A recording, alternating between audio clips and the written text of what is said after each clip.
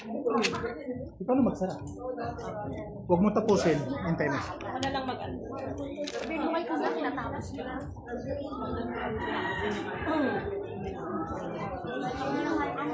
May lago ko na lagyan.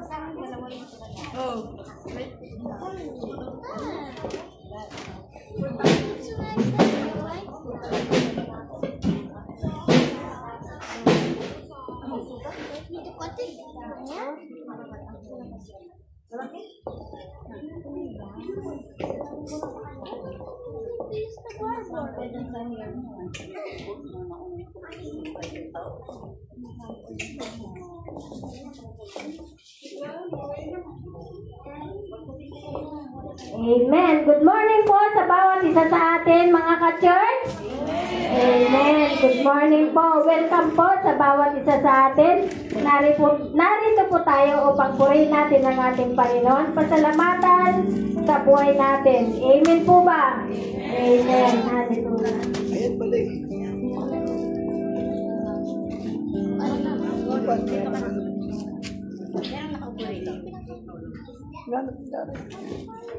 Ang lahat ay tumayo.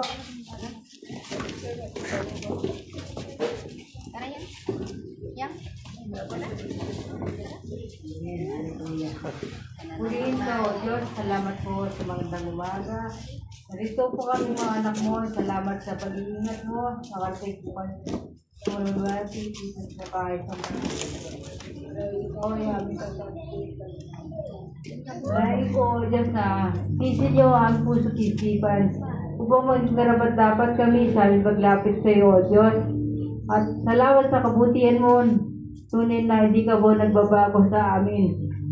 Marami kami pagkukulang, pero ikaw ay tapat pa rin sa amin, O Diyos. Dalahin ko, O Lord, na sa umagang ito, maramdaman nawa ang iyong presensya at patuloy na baguhin mo po ang aming mga buhay, O Diyos. Upang sunod nawa yung kalooban po, Panginoon, sa aming buhay, O Diyos. Salamat po ng Panginoon sa oras na ito. Samahan niyo po kami, Panginoon, ng iyong banal na Espiritu. Maramdaman nawa ang iyong presensya sa aming buhay, Panginoon. At ganun din kami magkikinig ng mga salita mo, Panginoon. Dalahin ko, O Diyos, sa pangunahan niyo po si Pastor Abela. Sa pagbahayag ng iyong salita, Panginoon. At sa kami magkikinig, Panginoon, gamitin mo po ito na maging aral po sa amin at maging pamuhay po namin sa aming mga buhay, O Diyos, para malugod ka po sa aming mga buhay, O Diyos. Salamat po, Panginoon. Samahan niyo po kami sa lahat ng aming gagawin, Panginoon.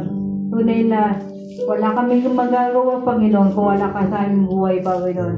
Maraming salamat, O Diyos. Ito po aming panalangin sa pangalan ng Panginoong Yesus. Amen. Handa na po bang magpuri ang mga agila ng Diyos? Amen! Hallelujah! Mukhang mahina po. Minsan pa, handa na po bang magpuri ang mga agila ng Diyos? Amen! Hallelujah! Purihin po natin ang ating Panginoon.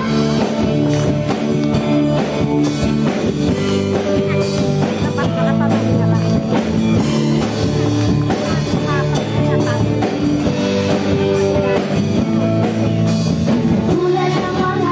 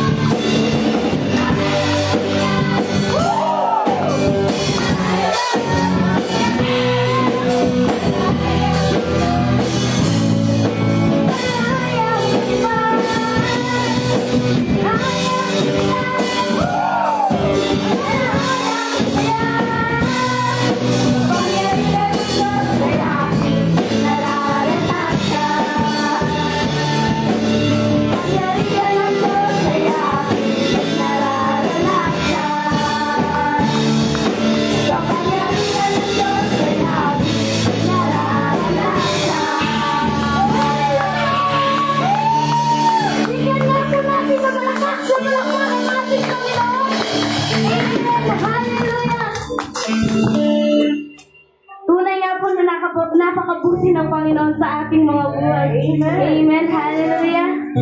Pagpatuloy po natin ang pagpupuri sa Kanya. Amen.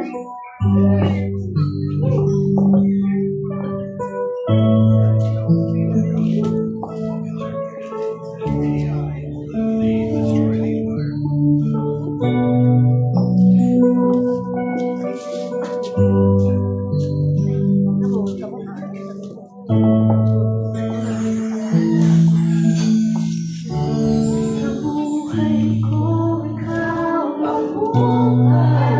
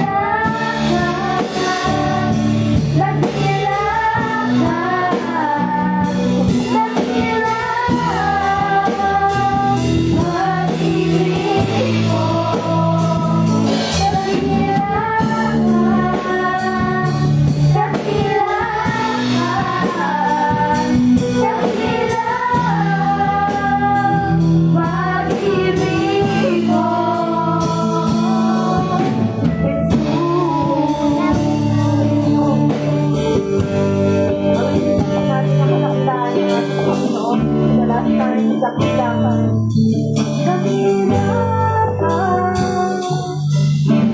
Dakila ka. Dakila. Pag-ibig mo. Tunay nga, Panginoon, na dakila ang pag-ibig mo sa bawat isa sa amin. Kailanman, Panginoon, hindi ito nagmamali mo, Lord God. Kailanman, Panginoon, ito hindi nagbabago, Lord. Ang katapatan mo, Panginoon, ay patuloy namin nararanasan. Tunay nga, Panginoon, na dakila ka sa aming mga buhay.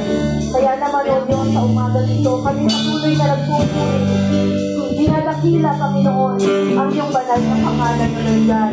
Minsan pa, Panginoon, hayaan mo, Diyos, ng aming mga buhay ay maging masamyong handog, Panginoon, sa iyong harapan. Salamat, Panginoon, sa umaga nito, na muli, O Diyos, kami pinagtagumpay mo dahil kami ngayon ay kasama mo, Lord God. Ang presensya mo, Lord, ay aming nararanasan. Sa umaga nito, Lord God, malaya kang bumilos sa aming kalagitnaan. Ikaw, Panginoon, banal na Spirit ang magturo sa amin, magpaunawa sa amin ang mensahe mo sa umaga nito. Pinupuri ka namin, dinadakila o Diyos, sa pangalan natin. Amen. Praise God, tayo po makakaupo na at ang mga Sunday school po natin, pwede na kayong pumunta sa Sunday school ninyo.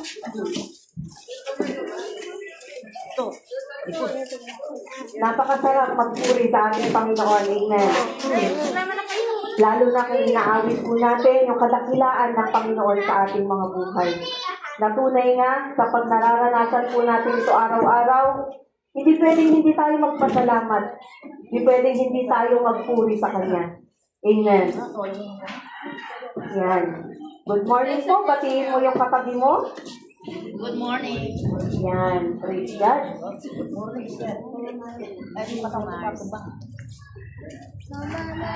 May bago po ba?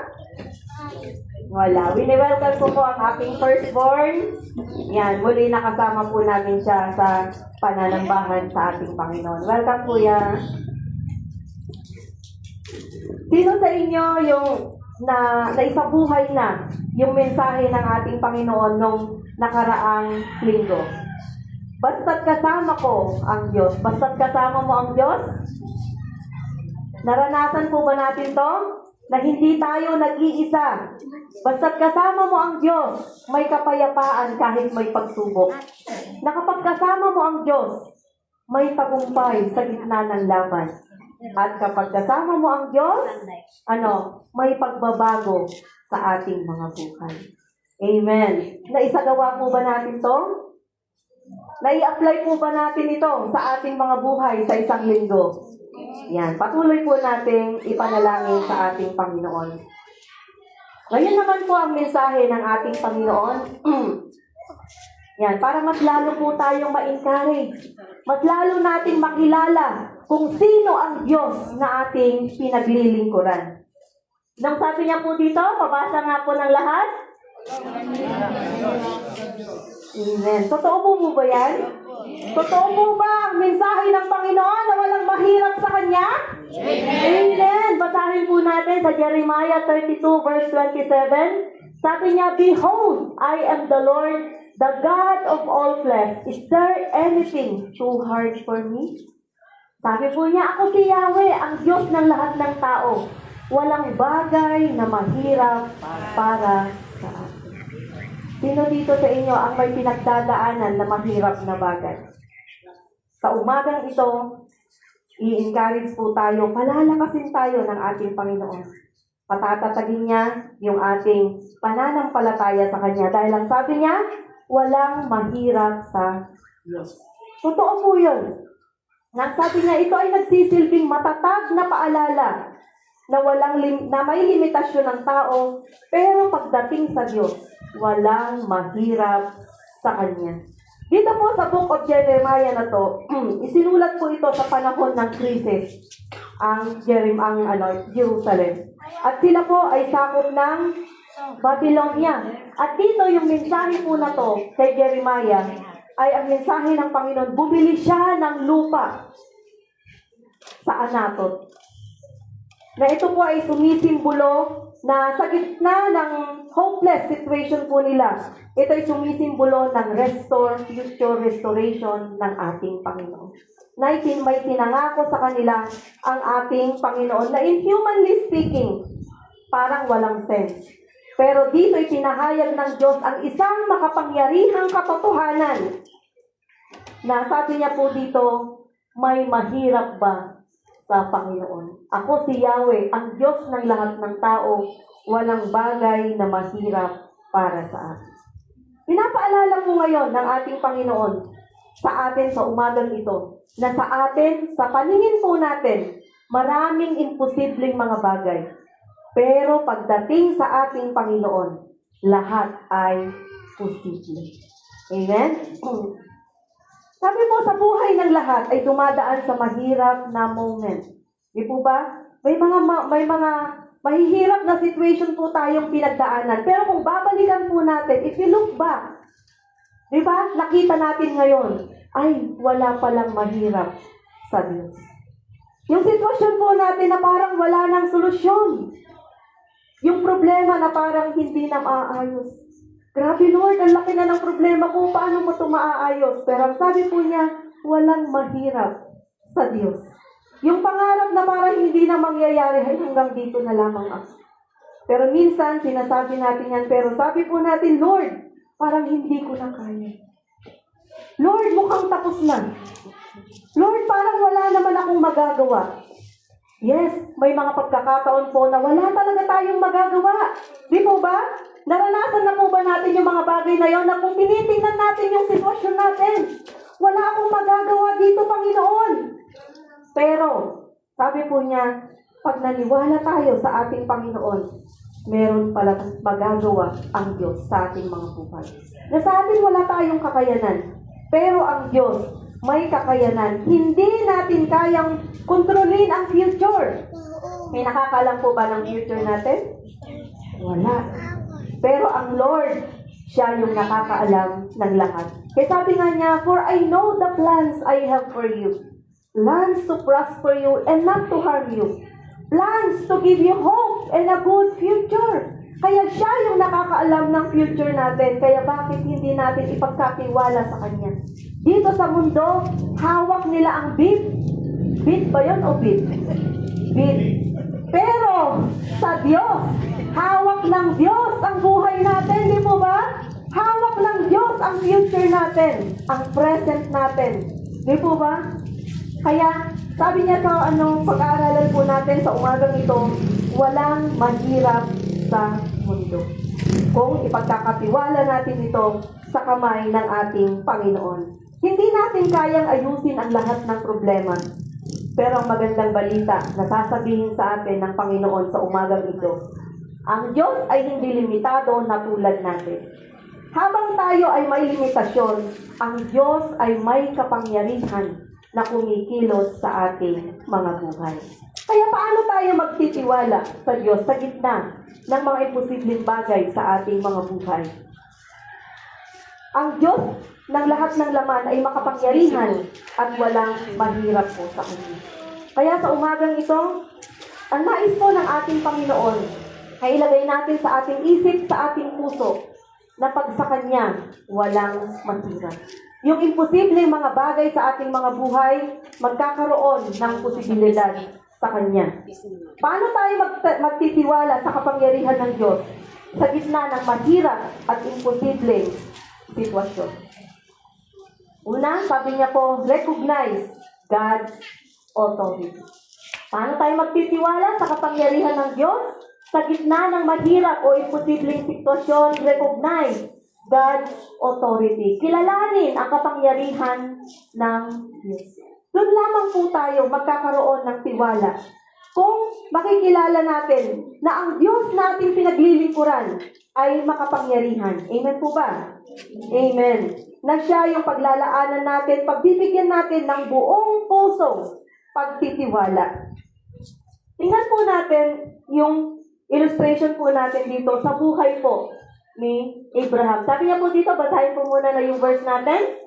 Jeremiah 32 verse 27a, I am the Lord, the God of all flesh. Ako si Yahweh ang Diyos ng lahat ng tao. Kaya sa buhay po ni Abraham, sino po yung nakakakilala kay Abraham? The father of all faith. Amen. Ang buhay po ni Abraham, naniwala sa Diyos kahit imposible ang pangako. Ano yung pangako ng ating Panginoon kay Abraham?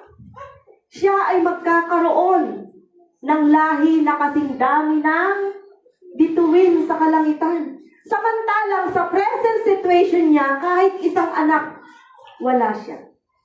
Pero si Abraham, ni-recognize niya yung authority ng ating Panginoon. Ni-recognize His Lordship.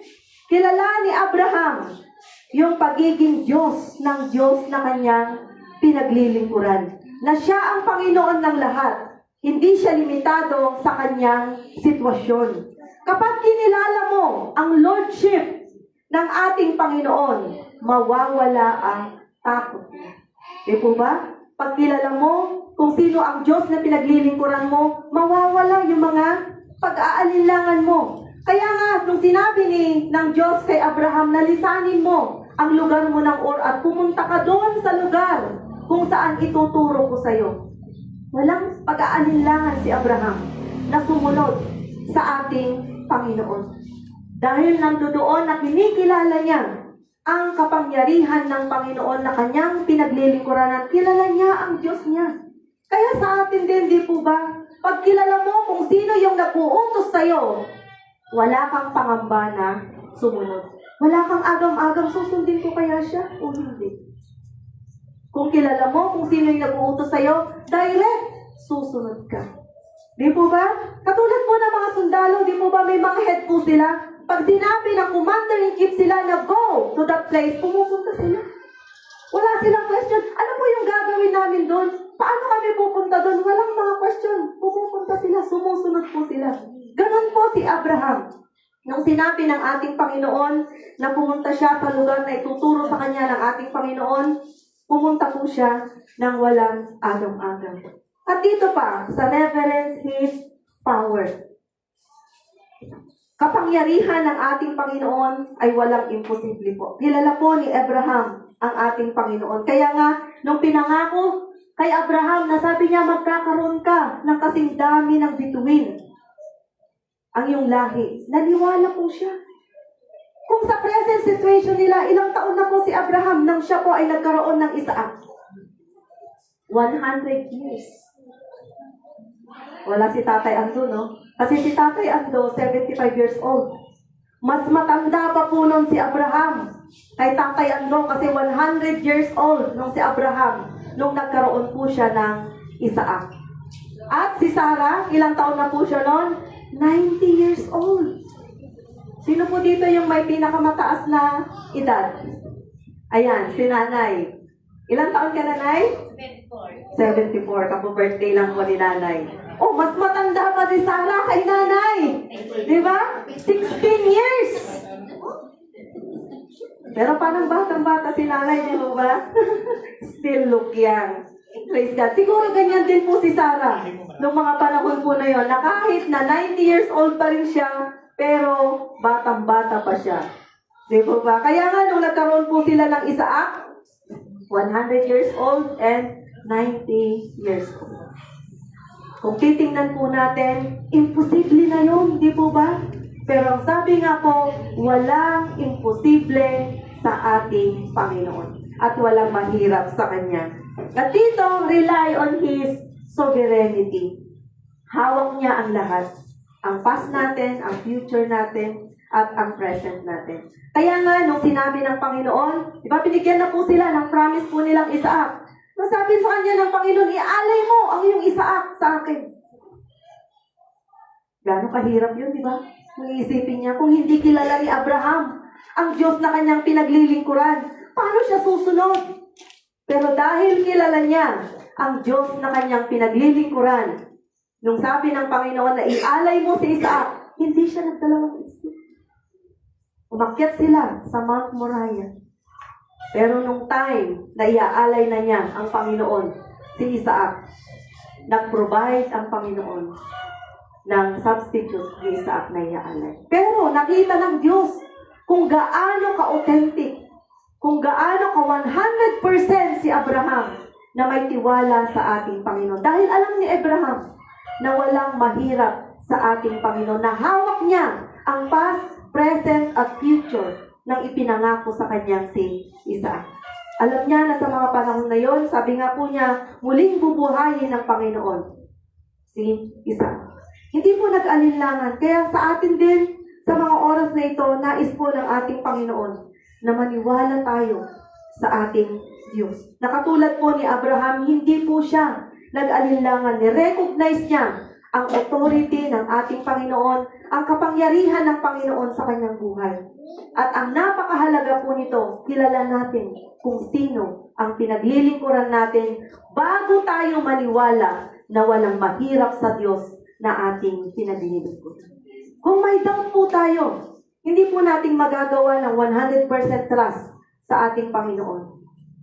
Kaya dito, knowing who God is strength, our faith. Kung kilala natin ang ating Panginoon na pinaglilingkuran natin, ito yung magpapatibay, magpapatatag ng ating pananampalataya. Kung kikilalanin natin ang Diyos sa ating mga buhay, lahat ng problema, makikita natin napakaliit. Kasi ang focus natin, yung malaking Diyos na ating pinaglilingkuran, yung malaking Diyos na kilala natin sa ating mga buhay. At ang problema, sabi nga po, kung titingnan natin, napakaliit na lang. Pero kung imamagnify natin ang problema, liliit yung tingin natin sa ating Panginoon. Kaya kung makikita natin malaki ang Diyos natin, walang mahirap sa ating Panginoon. Amen? So, paano po natin marirecognize ang authority ng ating Panginoon? Palalimin po natin ang pagkakakilala natin sa Kanya sa pamamagitan ng Kanyang mga salita. Kasi sa panahon po ngayon, hindi po by experience, wag po tayong magbase. May mga circumstances na magbabase tayo sa experience po natin, sa naranasan natin sa ating Panginoon. Pero ang number one na pagbasihan natin ay yung pangako ng ating Panginoon na walang iba kundi ang Kanyang mga salita. I-remind natin ang ating sarili araw-araw kung gaano kalaki ang Diyos na ating pinaglilingkuran. Na pagdating ng mga sitwasyon po natin, lagi nating sabihin sa ating mga sarili, walang mahirap sa Diyos. Amen? Palakpakan po natin ang ating Panginoon. Tingnan naman po natin yung pangalawang hakbang. Paano tayo magtitiwala sa kapangyarihan ng Diyos sa gitna ng mahirap o imposibleng sitwasyon? Remove limitations in your mind. Kasi diba sa isipan natin, limitado. Alisin ang limitasyon sa isipan. Sabi po sa Jeremiah 32 verse 27b, is there anything too hard for me? Walang bagay na mahirap para sa akin. Pag may nasa mahirap kang sitwasyon, may mabigat kang problema o circumstances sa buhay mo, pag naalala mo, narinig mo ang salita ng ating Panginoon na to, is there anything too hard for me? Di po magagaan yung pakiramdam po natin. Nakikita po natin na hindi tayo nag-iisa sa pagharap po natin ng mga problema.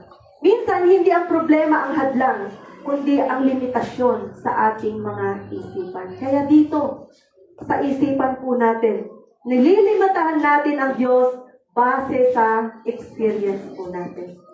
Kaya nga sabi ko nga po, kung sa experience po tayo magbabase, limitado po tayo, maging ang ating kaisipan. Pero kung sa salita ng Panginoon tayo magbabase, kung sa mga pangako ng Panginoon tayo magbabase, hindi po magiging limitado ang ating kaisipan.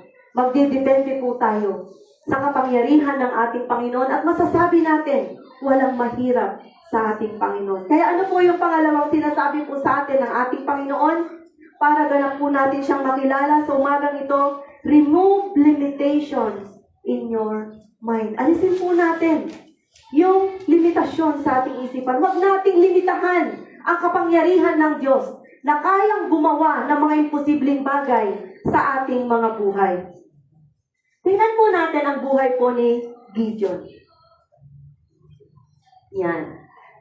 Yan po si Gideon nang tinawag po siya ng ating Panginoon at yun na po nung tumugon siya sa ating Panginoon. Ano po yung sabi ni Gideon nung tinawag siya ng ating Panginoon? Mahina siya. Sabi niya, ang lahi namin ang pinakamahina at ako ang pinakahamak sa aming pamilya. Yun po yung limitasyon sa isipan po ni Gideon na sinasabi niya na hindi niya kaya. Kasi sila yung pinakamahina sa lipi ni Manases at siya yung pinakaaba, pinakahamak sa kanyang pamilya. Pero nung dumating po na binitawan ni Gideon yung kalimitahan ng kanyang isipan, inalis niya ang doubt sa kanyang isip at puso na gamit siya ng ating Panginoon. Kaya ano yung gagawin po natin para ma-remove yung limitation sa ating mga isipan? Release doubt. I-release po natin yung pagdududa. Nakatulad po ni Gideon, sabi po niya, hindi ako pwede. Nung tinawag siya ng Panginoon, mighty warrior, magiting na sundalo, sabi ng anghel po sa kanya. Pero ang sagot niya, dahil may limitation ang kanyang isipan, sabi niya, paano ako magagamit? Yung lahi namin ang pinakamahina. At ako ang pinakahamak sa aming pamilya. Diba talagang may limitasyon? Kung titingnan niya yung sarili niya, limitado talaga siya. Hindi niya kaya. Pero sabi po, release doubt.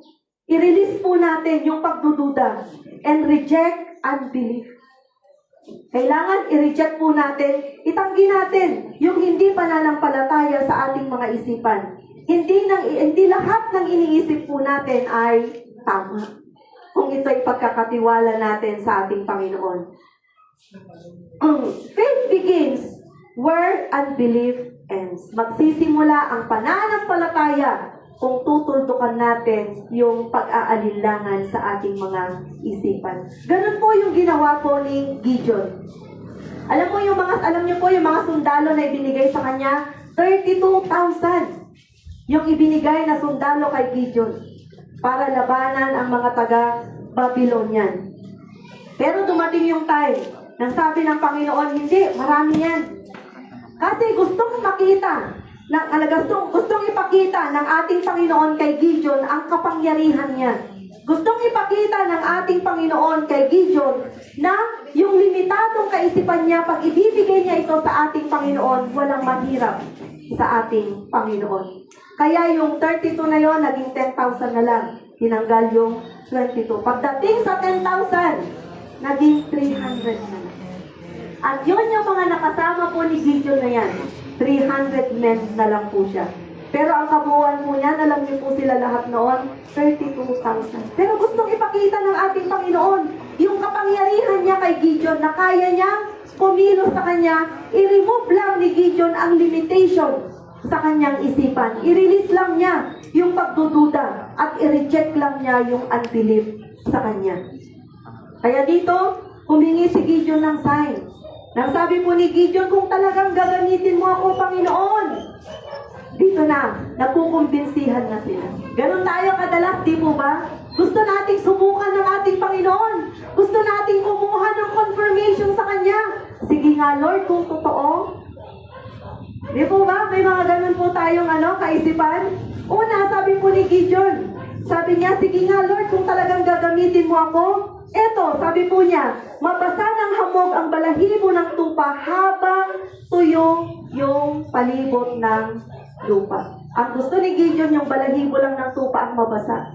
At yung palibot niyan ay hindi mabasa. At kinabukasan nga nangyari nga po yun. At may napiga pa po siyang isang mangkok mula sa balahibo ng tupa. Di okay na. Na-prove na ng Panginoon na tinatawag talaga niya si Gideon para lang ma-remove yung limitation sa kanyang isipan. Aba, sabi pa ni Gideon, sige nga Lord, baliktarin natin. Sabi niya, kung totoong tinatawag mo ako. Ngayon naman, sabi niya ganon, mababasa yung lupa sa paligid at yung balahibo ng tupa na nasa gitna ay magiging puno. So anong nangyari? Ginawa ulit ng ating Panginoon yung hinihingi po ni Gideon.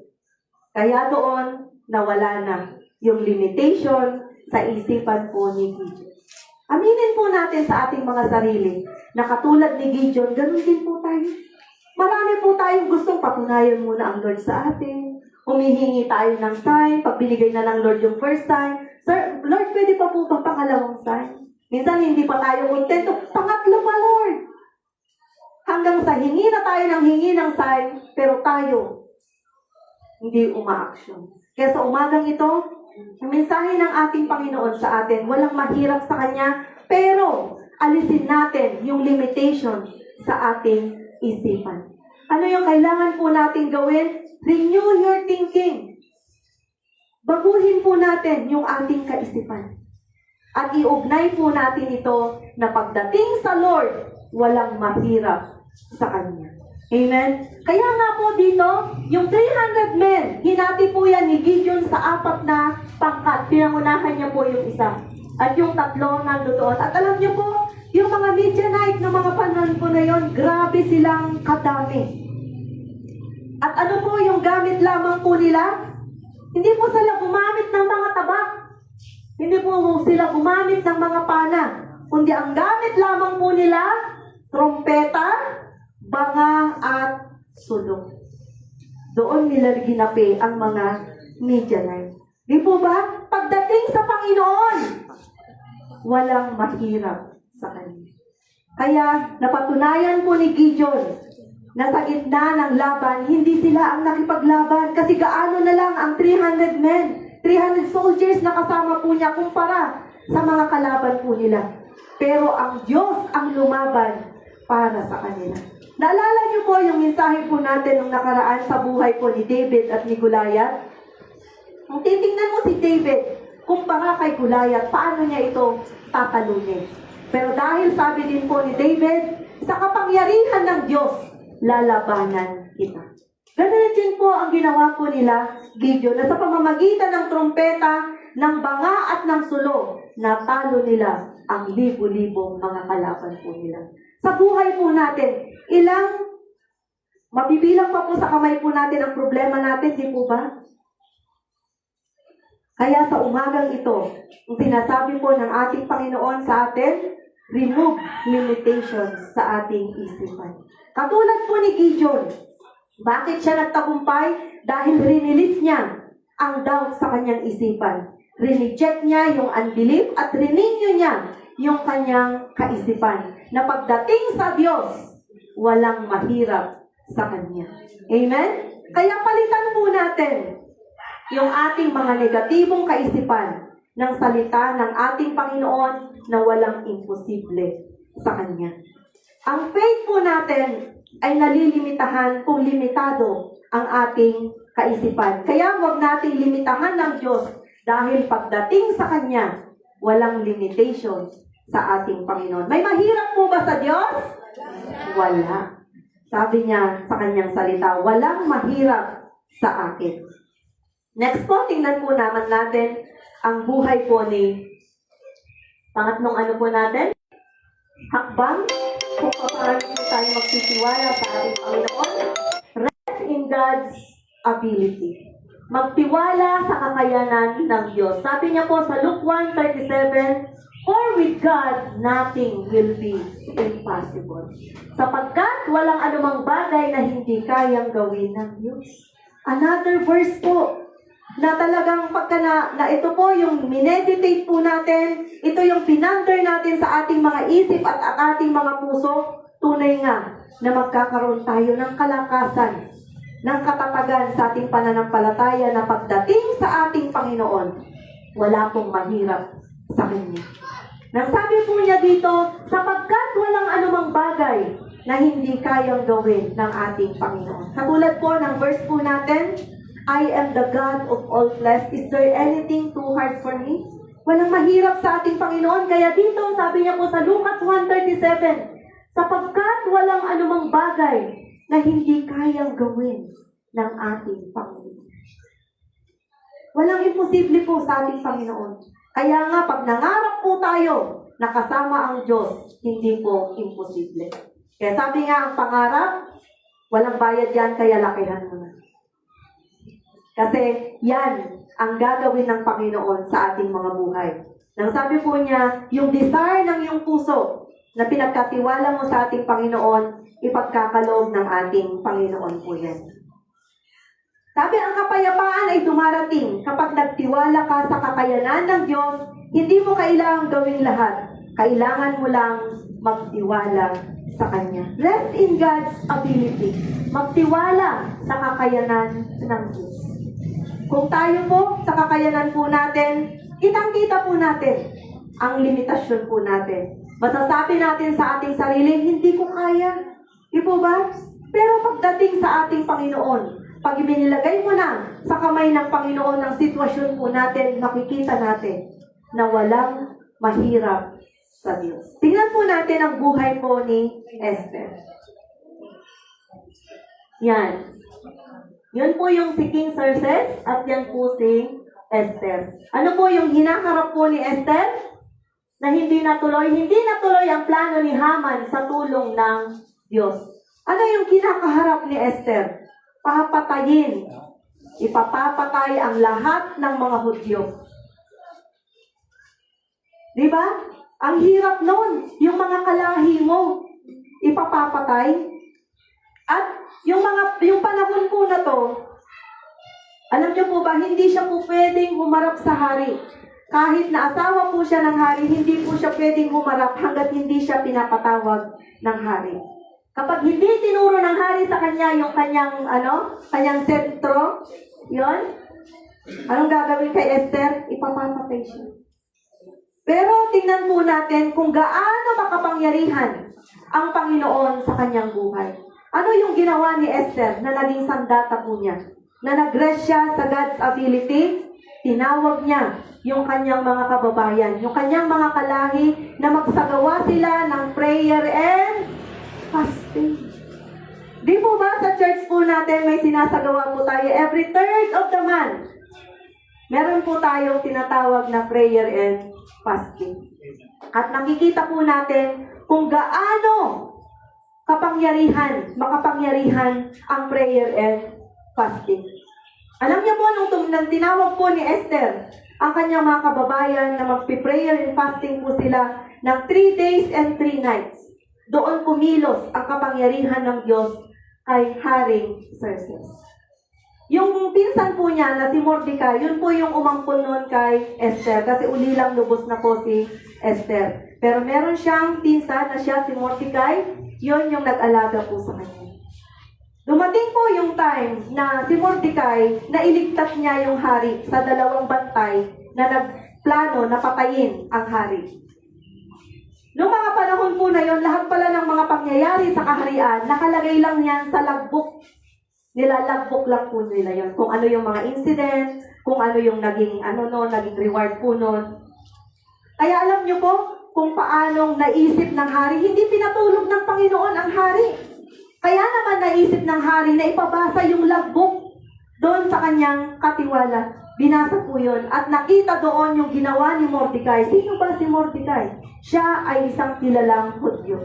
Bakit na galit si Haman sa kanya? Kasi sa buong kaharian, tanging si Mordecai lang ang hindi yumuyukod pagdaan po ni Haman. Kaya galit na galit si Haman, kaya nag-plot talaga siya nang gagawin po niya na hindi lang kay Mordecai, kundi sa buong Hudyo nang ipapapatay po sila at gamit yung seal na singsing ng hari. Ginamit po ni Haman po yun.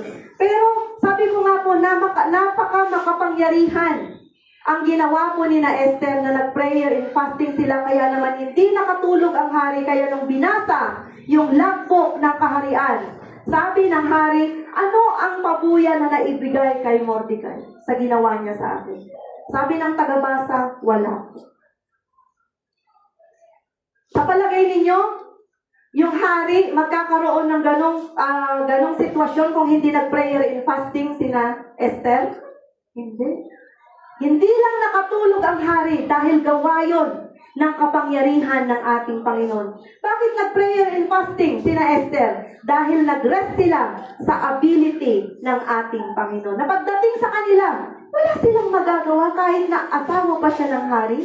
Kasi seasonal lang po ang pagpapatawag po sa kanila. Pero dito, sa ginawa po nila, nagkaroon po ng manifestation ng ating Panginoon, hindi pinatulog ang hari. Kaya naman na-recall ang ginawa po ni Mordecai. Yun naman po yung pagpasok ni Haman sa kaharian ng hari. Nang sabi niya, ano yung gagawing pagpaparangal sa gumawa ng kabutihan sa hari? Mayabang si Haman. Nakala niya siya yung pararangalan. Ganito, kailangan suotan mo siya ng magarang sasakyan mo, tapos pasakayin mo siya sa paborito mong kabayo, tapos ilibot mo siya sa buong kaharian na isinisigaw yung ginawa sa'yo. Dahil akala nga siya nga yun. Di po ba? Pero, nag-rely sina Esther at ang buong mga kasama niyang mga Hudyo sa kapangyarihan ng ating Panginoon. Nag-rest sila sa strength ng ating Panginoon. Kaya naman, anong nangyari? Na-spare po sila sa parusa po ni Haman. At anong nangyari kay Haman? Yung plano niya, yung plot na ginawa niya para kay Mordecai, sa kanya din po ginamit. Gumawa po kasi siya ng pagbibitayan sa Mordecai kasi galit na galit talaga siya. Kasi tanging nag-iisa lang si Mordecai na hindi yumuyukod sa kanya. Lahat, halimbawa, dumaan po siya, lahat nagyuyukuran. Pero si Mordecai na nasa pintuan ng kaharian, hindi siya yumuyukod dahil ang sabi po ni Mordecai, sa Diyos lamang siya yuyukod. At wala nang iba. Kaya alam niyo po, pag tayo po ay nasa panig ng ating Panginoon, if God is for us, who can be against us? Yun po yung naging pamantayan po, paninindigan ni Mordecai. At yun po yung namana ni Esther, kaya naman nag-rest po sila sa ability ng ating Panginoon. Nag-rely po sila sa kapangyarihan ng Diyos at nirelease po nila yung burden sa kamay ng ating Panginoon. Ganun po yung nais ng Panginoon na gawin po natin. Ano man yung mahihirap na sitwasyon po natin, may problema tayo sa pamilya po natin, may problema tayo financially o anumang mga bagay na yan, pagkatiwala mo sa Panginoon. Dahil sabi nga po ng mensahe po natin sa umagang ito, walang mahirap sa ating Panginoon. Dito po sa buhay po ni Esther, buhay ang hawak-hawak niya sa kanyang mga kamay. Na kung hahawakan lamang niya ito sa kanyang sarili, sigurado wala nang Hudyo ngayon sa mga panahon po natin. Dahil malilimol na po sila ni Haman. Pero dahil nag-rest siya sa abilidad ng ating Panginoon, hindi niya sinarili ito. Inirelease niya, ibinigay niya yung pasanin, yung burden sa ating Panginoon dahil naniniwala siya na walang mahirap sa Diyos. Napatunayan po ba ni Esther yon? Amen. Ibigay sa Diyos ang problema at hindi mo kailangang sulungin. Hindi natuloy ang plano ni Haman. Di po ba? Dahil sa kapangyarihan ng ating Panginoon. Kaya sa atin din po, maraming mga nagbabalak sa atin na siraan tayo. Pero hindi sila magtatagumpay. Dahil tayo ay nasa side ng ating Panginoon. Kasi sabi nga po, di po ba, the thief come to steal, to kill, and to destroy.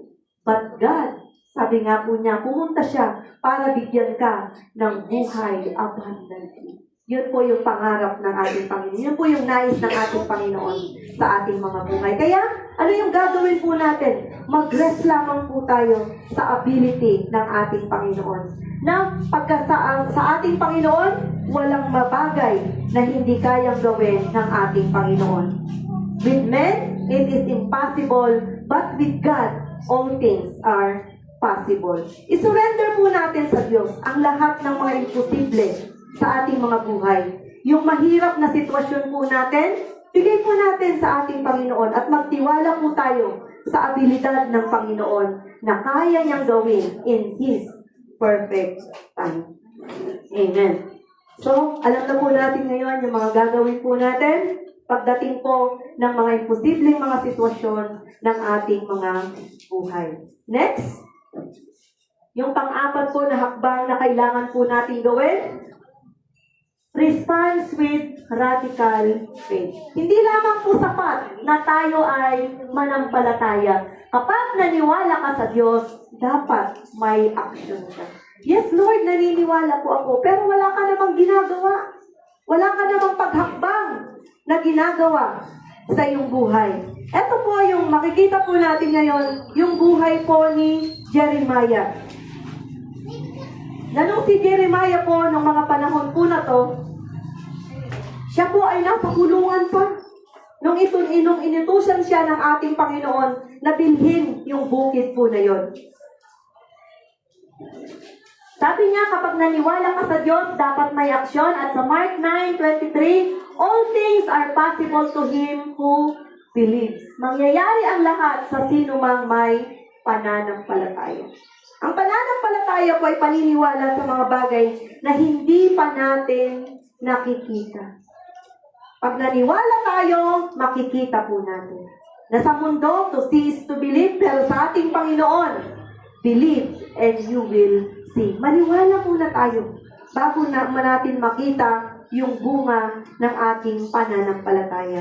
Dito po sa buhay po ni Jeremiah, nung inutusan po siya ng ating Panginoon na bilhin yung lupa sa Anatot, nag-response po siya in obedience sa ating Panginoon. Na pumili si Jeremiah ng lupa kahit nasa krisis. Ibig sabihin parang wala nang pag-asa yung lupa na yon na kanyang bibilhin. Pero dahil sinabi sa kanya ng ating Panginoon na bilhin mo yan, binili po ni Jeremiah. Ang lupa po na to ay patunay na hindi tuluyang wawasakin ng Babylonia ang bayan. At ito ay simbolo na sila ay babalik at magtatanim ulit ng tahanan at magtatayo ng tahanan at silang muli ay magtatayo. Ito po ay simbolo ng restoration, future restoration na gagawin ng ating Panginoon. Nasa tingin po nila parang wala nang kwenta yung mga lupa po na doon. Pero dahil utos po ito ng ating Panginoon, kaya nag-response po siya in obedience ng ating Panginoon. At ito pa, nag-risk siya in faith. And meron siyang hopeful, nag-remain hopeful po siya sa ating Panginoon. Response and obedience, sumunod kahit hindi mo naiintindihan. Tayo, hindi tayo talaga susunod kung hindi natin naiintindihan, di po ba? Kasi ang sasabihin natin, bakit ako susunod? Hindi ko nga naiintindihan. Kailangan maintindihan ko muna bago ako sumunod. Ganun po tayo. Pero alam niyo po si Jeremiah, sumunod po siya kahit hindi po niya naiintindihan yung sitwasyon po. Dahil kilala niya ang nag-uutos sa kanya. Parang sa mga anak, di po ba? Pag inutusan ka ng yung mga magulang, ang dami mo pang tanong eh. Kailangan nakadetalye. Di po ba? Bago ka sumunod. Pero tama din naman po yun. Kasi mahirap namang sumunod sa physical nating pangunawa kung hindi natin naiintindihan. Pero pagdating sa obedience natin sa Lord, kailangang sumunod muna tayo. Dahil unti-unti ipapaunawa sa atin ng ating Panginoon kung ano yung sinusunod po natin. Katulad po nung ano po natin, di ba kay Abraham? Nung sabi ng Panginoon, pumunta ka sa lugar na ituturo ko sa iyo. Wala pang specific na lugar na sinasabi ang ating Panginoon. Pero sumunod na po siya. Dahil naniniwala siya at nagtitiwala siya sa nag-utos po sa kanya. Dito, risk and faith. Lumakad sa pananampalataya kahit uncertain. Faith requires courageous. Ang pananampalataya po natin ay nangangailangan ng tapang. Tapang na sumunod sa pinapagawa sa atin ng ating Panginoon. Maaaring si Pastor, nung sinabi ng Lord sa kanya na magtayo ka ng church sa Marcos, hindi maliwanag kung ano yung vision na pinagkaloob sa kanya. Pero unti-unti, di ba Pastor? Habang ikaw ay sumusunod, nagkakaroon ng kalinawan. Sa atin din po, mga buhay, may pinapagawa sa atin ng ating Panginoon. Ang kailangan lang, sumunod muna tayo bago natin minsan maunawaan kung ano. Amen? Yun. Ngayon nga po, minsan sabi ko, Lord, anong instruction binigay mo kay Pastor para patayuan kami ng bahay din? Di ba? Yung sabi ko nga po sa inyo ng mga message natin nung nakaraan, ang sarap na yung mensahe mo, nararanasan mo. At ang nais po ng Panginoon, maranasan po ng bawat isa sa atin. Na sa paglilingkod po natin sa Panginoon, ano yung binibigay ng ating Panginoon? Walang hanggang gantimpala. Amen? Dito sa lupa, nararanasan na po natin yung pagpapala ng ating Panginoon. Kasi sabi ko nga, yung imposibleng bagay na hindi natin kayang gawin, may gagamitin ng Panginoon para mangyari yon. Ano yung kailangan natin gawin? Maniwala lamang po tayo na walang mahirap sa ating Panginoon. Ayun po, alam nyo, pag nakikita ko po yung tinatayo, nagbibim na po sila. Wow, sabi ko, grabe ka talaga, Lord. Miraculous talaga ang ating Panginoon. Siya yung nag-aalay, nagre-redirect sa bawat isa sa atin. Sabi ko nga, sa paglilingkod natin sa ating Panginoon, siya yung mag-i-elevate sa atin. Siya yung magpupromote sa bawat isa sa atin. Maraming kapamaraanan ng Lord. Kasi sa mensahe po natin, walang imposible sa Kanya. Amen? Ang susi lamang po, maniwala tayo sa ating Panginoon. Nang sabi po niya, is there anything too hard for me? Wala. Di po ba? Katulad po ngayon, walang mahirap sa ating Panginoon. Recognize God's authority sa ating mga buhay. At yun po yung ginawa ni Abraham. Remove limitations. Na yun naman po ang isinabuhay po ni Gideon. Rest in his ability na sinagawa po ni Esther. At dito naman po, response with faith. Yun po yung ginawa po ni Prophet Jeremiah.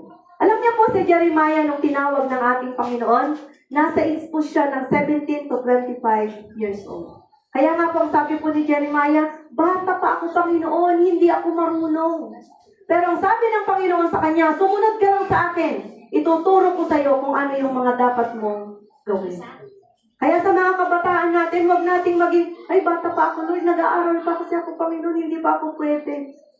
Kaya nga po, in this church, we are praying for the future pulpit ministers. Yung susunod na generation. Kasi paano pa tumanda na po kami ni na pastora? Kung hindi po kami magpipray at magti-take in action naman kayo na response with radical faith, kailangan may pagpatuloy po natin yung gawain po ng ating Panginoon. At ang inaasahan po namin ay ang mga future generation. Yan, magkakaroon na po tayo ng lawyer na preacher, ng engineer na preacher, ng doctor na preacher. Di po ba? Sino po yung gusto? Yung nag-desire na balang araw. Alam nyo, kailangan mag-step in faith na po tayo. Yung pangarapin natin, sabihin mo sa Panginoon, Lord, lagyan mo ako ng pangarap mo sa buhay ko. Yung imagine mo, yung sarili mo na isang araw, nakatayo ka dito at ikaw naman ang nangangaral po niya. Yan, we are looking for Sister Jane kasi kasama po namin siya na nagba-Bible school. Yan, na isang araw, yan, mag-share na rin po siya. Amen? Amen, sis? Amen. Walang imposible sa ating Panginoon at walang mahirap sa Kanya. Sa mga kabataan po natin, yung sinasabi nyo, ay, mahirap magganyan, mahirap maging pastor. Isipin mo lang, walang mahirap sa ating Panginoon. Pero hindi po instant yan. Hindi po magic yan. Nasasabihin mo, gusto kong maging pastor. Sa susunod na linggo, nandito ka na, magpipreach ka na. Hindi po. Kailangan yan, step by step. Hanggang ngayon po, ang pastor po namin, kami po nag-aaral pa. Walang hanggang pag-aaral. Kaya yun po yung sekreto. Kung nagdi-desire po kayo at may nilagay ng passion ng Panginoon sa puso ninyo, mag-start na kayo mag-aral. Kasi ang sabi nga, anong maibibigay mo kung wala ka? Di po ba? Kaya sa buhay po natin, isipin lamang po natin na walang mahirap sa Panginoon, pero kailangan natin na mag-response with radical faith. Kailangan natin mag-response in obedience, kailangan mag-take tayo ng risk, at kailangan maging hopeful po tayo sa gagawin ng Panginoon sa ating mga buhay. Kapag may mahirap sa buhay mo ngayon, may mensahe sa iyo ang ating Panginoon. Ano yung mensahe ng Panginoon ngayon? May bagay ba na mahirap para sa akin? Anong sagot po natin? Wala. Lakasan po natin ang salitang wala! Wala! Walang mahirap sa ating Panginoon! Walang mahirap sa ating Panginoon! Amen. Sabi niya, walang sakit na hindi niya kayang pagalitin. Alam niyo po, nung nagkasakit po ako dito sa Frozen, di po ba, Pastor? Nakita niyo po ilang months Bihira lang po akong tumayo kasi sabi ko, ang grabe, ang hirap talaga. Sabi ko, alam ko, Lord, pagagalingin mo ako, Panginoon. Yun lamang po yung pinanghahawakan ko. Kaya minsan, pinipilit ko, Pastor, ako sa linggo. Pastor, kaya ko. Tatayo ako. Kasi kailangan po natin na mag-respond sa ating Panginoon. Kaya sabi niya, walang sakit na hindi niya kayang pagalingin. Nakaano na po ba kayo? Nakarinig na po ba kayo ng mga testimonies? Katulad po ng testimony po ni Pastora. Di po ba? Breast cancer. Free po siya.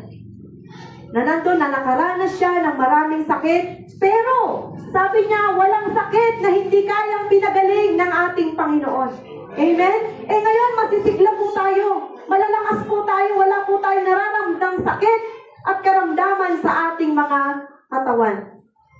Pero who knows, baka may sakit po kayo inside sa ating espiritu. Kasi hindi lamang po yan sakit sa katawan na nakikita po natin. Yung nanghihina ka sa pananampalataya, pinanghihinaan ka ng loob, nawawalan ka ng pag-asa, sakit po yan. Kaya kailangan pagalingin din po yan ng ating Panginoon. I-declare mo sa sarili mo na walang sakit na hindi kayang pagalingin ng ating Panginoon. Kailangan mong mag-step out. Kailangan mong alisin yan sa iyong sarili. Magaling na ako. Yun yung lagi pong i-declare po natin. Alam niyo yung asawa ko? Sabi ko, Dad, ang sakit lang ganito ko. Sabihin mo, magaling na ako. In Jesus' name. Tapos pagka nasa work ko ako, mag-chat po ako sa kanya. Dad, kailangan ko ng prayer. Ang sakit na naman ako. In Jesus' name, magaling ka na. Kailangan po natin ng faith. Yun po yung ano po natin. Sabi niya dito, walang problema na hindi niya kayang ayusin. Di po ba? Sa mga nakita po natin, mga example po natin, matitindi yung mga pinagdadaanan po nila. Matindi yung mga problema na naranasan po nila. Pero nakita natin, walang mahirap sa Diyos. Walang sitwasyon na hindi niya kayang baguhin. Ngayon, sa sitwasyon po natin, nakikita po natin mahirap, babaguhin yan ng ating Panginoon. Kayang-kayang i-level up ng Panginoon, kayang-kayang i-promote ng ating Panginoon, kayang-kayang buksan ng Panginoon ang mga saradong pintuan para sa iyo. Dahil ang sabi niya, if God is for us, who can be against us? Walang magagawa ang tao. Kaya nga nung sinabi ng Lord kay Pastor, patayuan mo ng bahay si Pastora, walang nagawa si Pastor. Nagpatayo po siya. Di po ba? Ganon kapangyarihan ang Panginoon. Amen? Kaya sabi po niya dito, kaya huwag kang mawalan ng pag-asa. Ang Diyos natin ang buhay, ang Diyos natin ay makapangyarihan, at ang Diyos natin walang mahirap at walang imposible sa Kanya. Tayo pong lahat ay tumayo. Handa rin po natin ang ating mga sarili para sa ating pong banal na hapunan sa umaga nito. Hatahin lang po natin yung chorus ng walang imposible, walang mahirap. Tapos, dadako na po tayo sa ating banal na hapunan.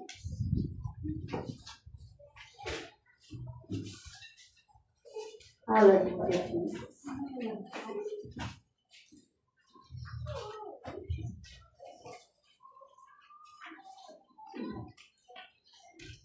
Dalangin ko po na sa umagang ito, ang mensahe ng Panginoon ay magpalakas sa pananampalataya ng bawat isa sa atin. Na kung minsan nakakaranas po tayo ng paghihina, nakakaranas po tayo na parang malayo ang Diyos sa atin. Pero sa umagang ito, ni-encourage po tayo ng ating Panginoon, pinapalakas niya po tayo na walang mahirap sa Kanya. Ano man ang mga sitwasyon po natin, pag siya yung kasama po natin, wala pong imposible sa ating Panginoon. Yung chorus lamang ng walang mahirap sa iyo. At ang kanta po natin ito ay arinin po natin, na panalangin po natin ngayon sa ating mahirap sa iyo. Walang mahirap sa iyo. Ikaw ang Panginoon na makapangyarihan. Walang mahirap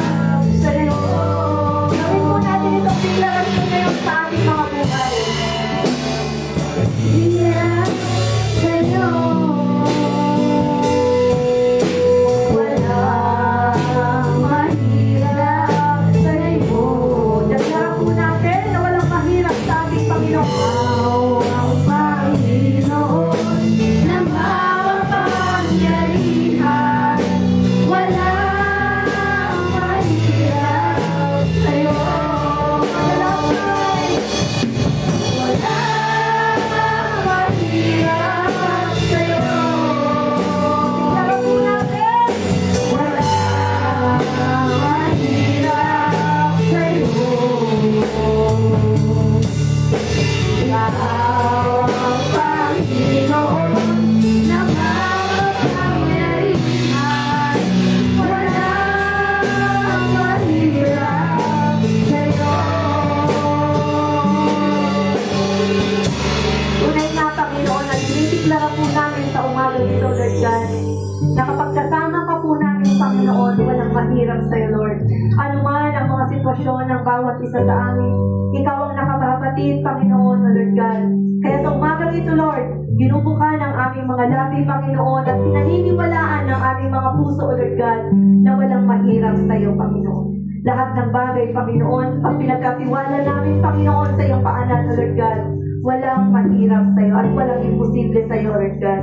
Kaya naman, Panginoon, I declare, Panginoon, na sa umagang ito, Lord God, na anuman ang sitwasyon ng iyong mga anak, Panginoon, namin, O Lord God, tunay nga, Panginoon, na nilalagay namin ito sa iyong mapagpalang kamay, Lord. Ngayon, Panginoon, binibitawan na po namin, Panginoon, ang lahat ng burden, Panginoon, na nasa aming isip, ang limitation, Panginoon, O Lord God, ay tunay, Panginoon, na nire-release na po namin sa iyo, Lord God, dahil alam namin na sa umagang ito, walang mahirap sa iyo, Lord. Salamat po, Ama, at sa aming pagtanggap, Panginoon, aming pag-prepare, Panginoon, ng banal na hapunan, O Lord God.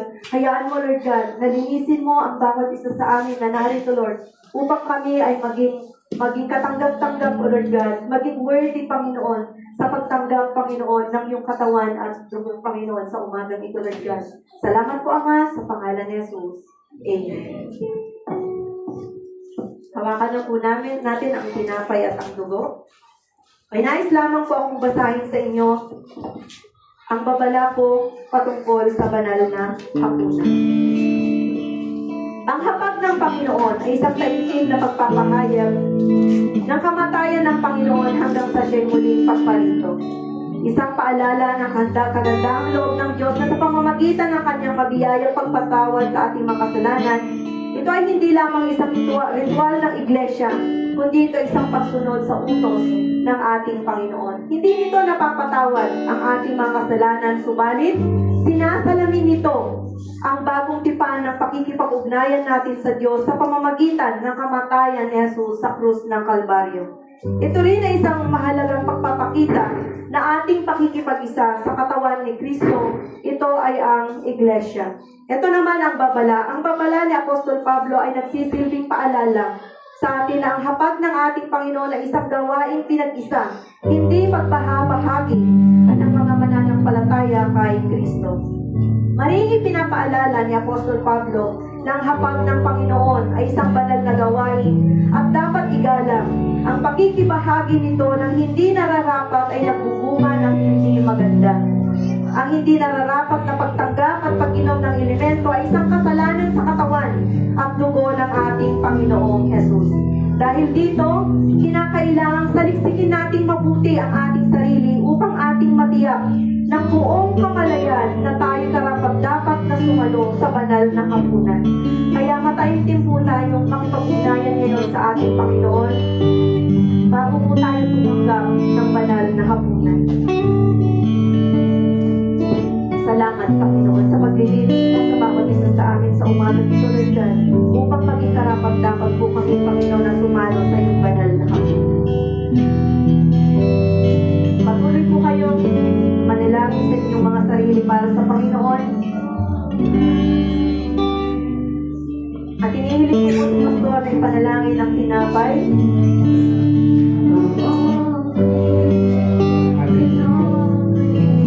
Manatili po tayo sa presensya ng Diyos. May iwanan po ang sinasabi ng salita ng Diyos na ito po ay isang banal na gawain.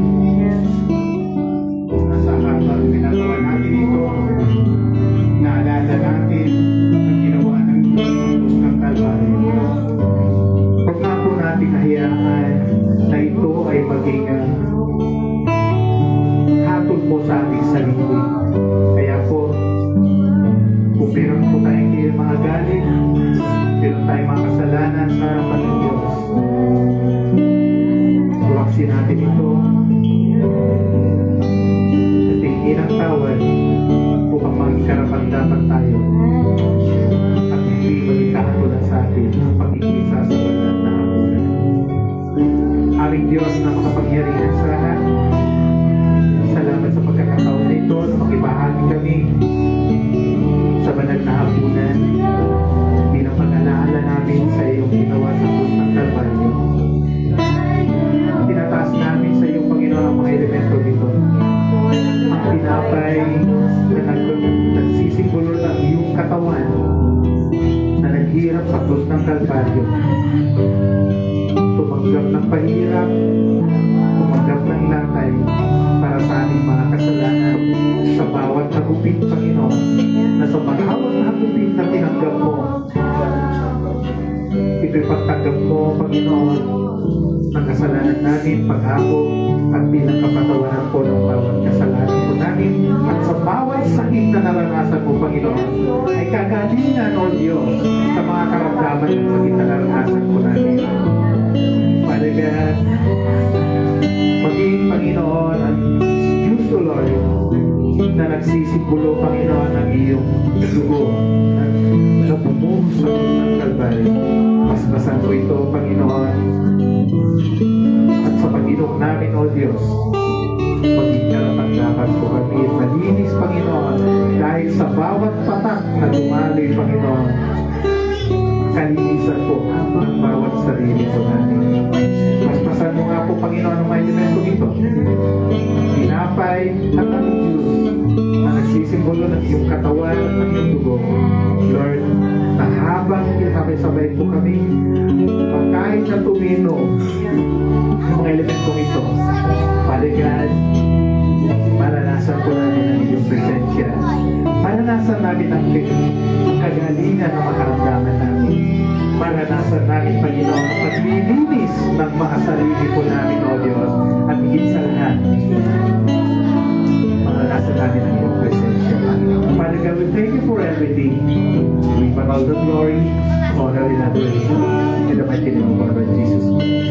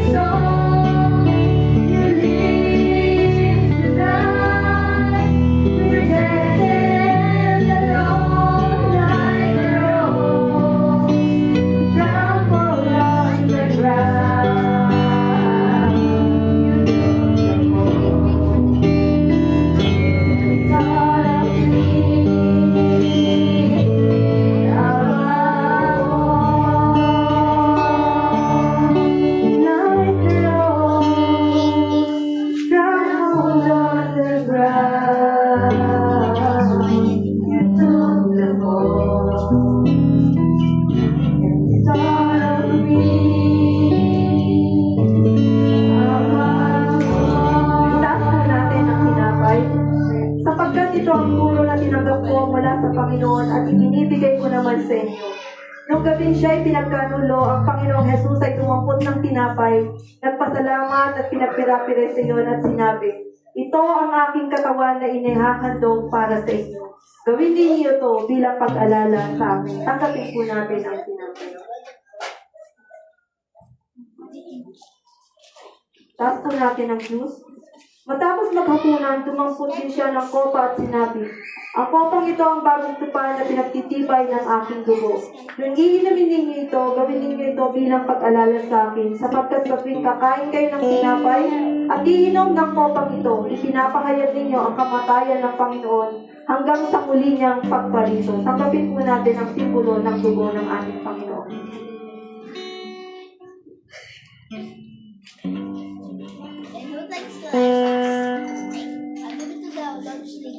Tayo magpasalamat sa Panginoon Naway lubusan kayong gawan-gabanan ng Diyos na nagbibigay ng kapayapaan. At naway panatilihin niyang walang kapintasan ang buo niyong katauhan, ang Espiritu, ang katawan hanggang sa pagparito ng ating Panginoong Heso Kristo. Tapat ang tumawag sa inyo at gagawin niya ito. In Jesus' name.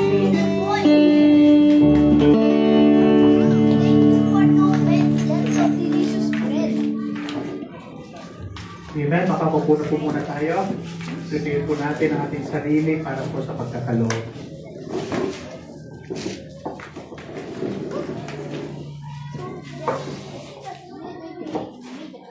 Sige po, manatili po tayo sa presensya ng Panginoon. Hawakan po natin ang ating kaloob. Yes, Lord, hallelujah.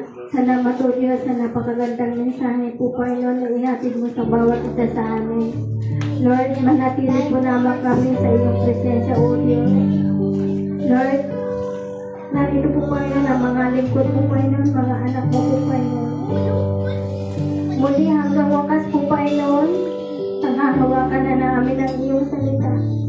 Natunay nga, O Diyos, na ano man ang aming pinagdaraanan, nandiyan ka, niyayakap mo kami, hindi mo kami iniwan hanggang sa simula, hanggang sa wakas, manatili kami tapat sa iyong harapan.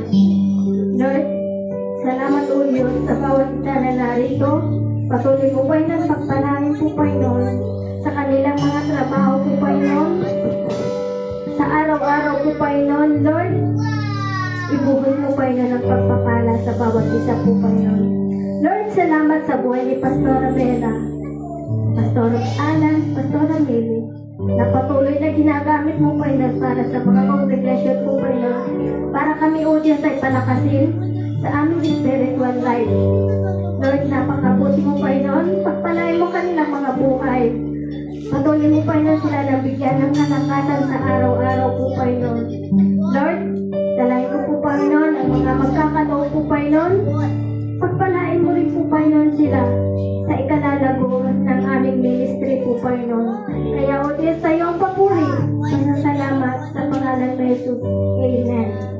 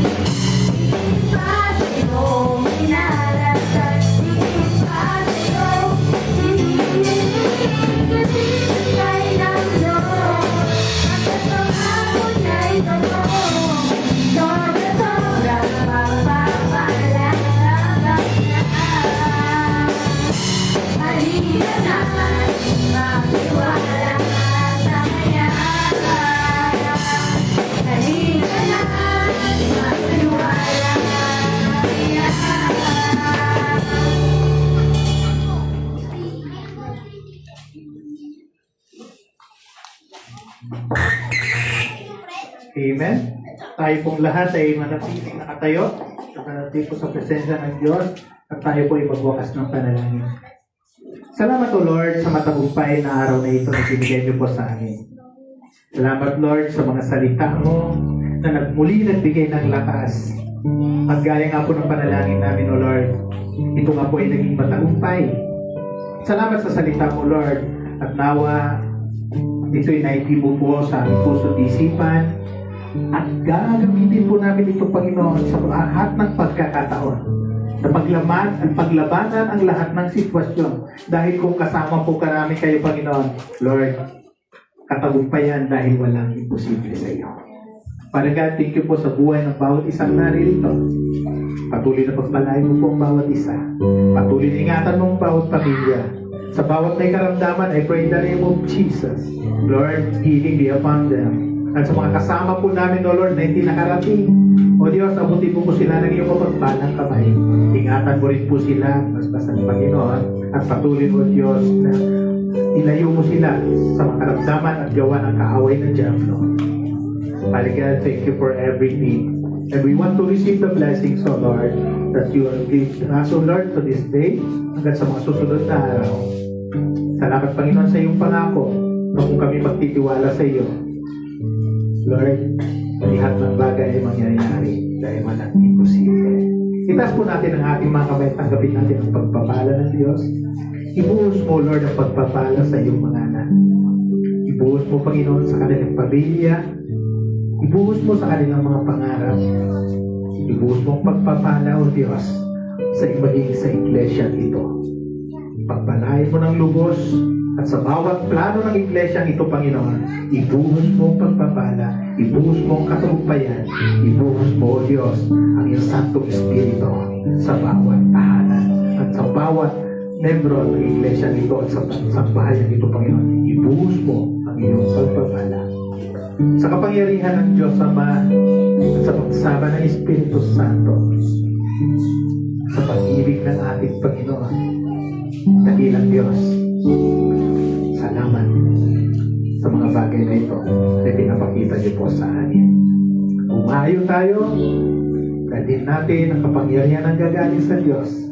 Palaganap natin ang pag-ibig ng ating Panginoon, naranasan natin ang maging kapangyarihan ng Espiritu Santo ay patuloy na puproteksyon sa bawat isa.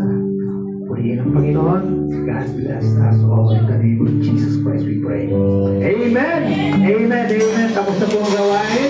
Magkabayan po tayo at tatanda po natin ang victory na galing sa Diyos. Amen! Hallelujah!